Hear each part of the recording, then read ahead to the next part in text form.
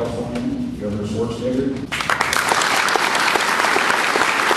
It's great to be here in the city of industry. We need everyone's help in order to get those initiatives passed. A special election that's coming up May 19th will help us, number one, get an additional $6 billion because it was part of fixing the problem. In February, the legislators, Democrats and Republicans, did come together and solved the $42 billion budget deficit with a 2/3 vote, which was $60 billion in cuts, $12 billion in revenue increases, $8 billion of federal funds that are coming our way, and $6 billion for the voters tomorrow. That all they get is the $42 billion.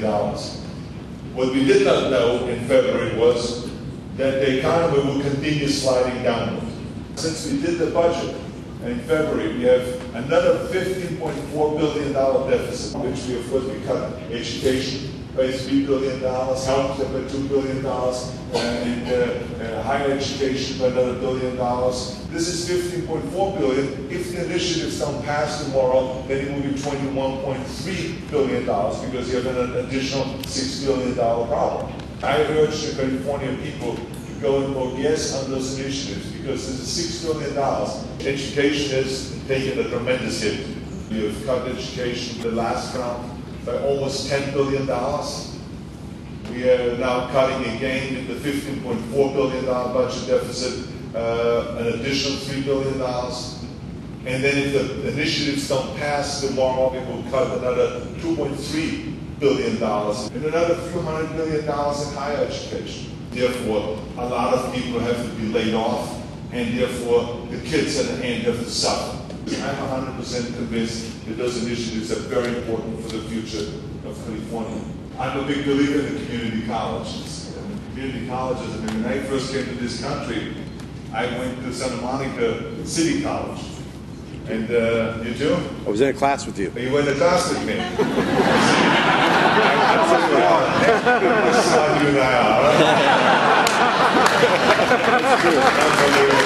Summer school math class. Give me 5 on that one. All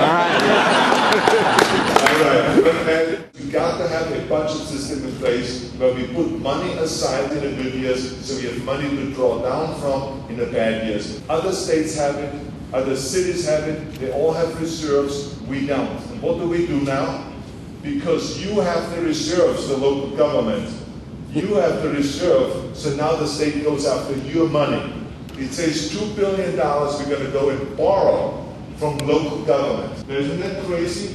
But that's what's going on. That is why local government, they're so behind Proposition 1A because they want to make sure that this wins so that we never go back to local government. It used to be that the state just grabbed the money from local government and everyone had to give it back. Now at least you have to pay it back within 3 years and you can only borrow money twice in 10 years. But still, we should never go to local government and have to go and borrow because we should have a financial system in place so that we put money ourselves aside. If Proposition 1A passes, that we only allow an increase in spending from 1 year to the next of 5%. So anything that comes in above 5%, if there's a revenue surge, goes in the rainy day fund. And then anything that goes beyond the 12.5% in the rainy day fund goes to paying off debt, like bonds. If the system would have been in place for the last 10 years, we would only have half of the budget deficit. Instead of the $50 billion, we would have $25 billion budget deficit. And then, of course, Proposition 1B, as you know, is to pay back education. If the economy comes back by 2013, 14, 15, education should get their money back slowly. It kind of, a little bit at a time until it's paid back $9.3 billion. So that's really what it is. And then the other ones just get us additional money, like 1C, 1D, and 1E, and so on. Thank you very much for being here today and also showing an interest in going out to vote. This is a very important election tomorrow. It will set the state in the right direction. Thank you very much.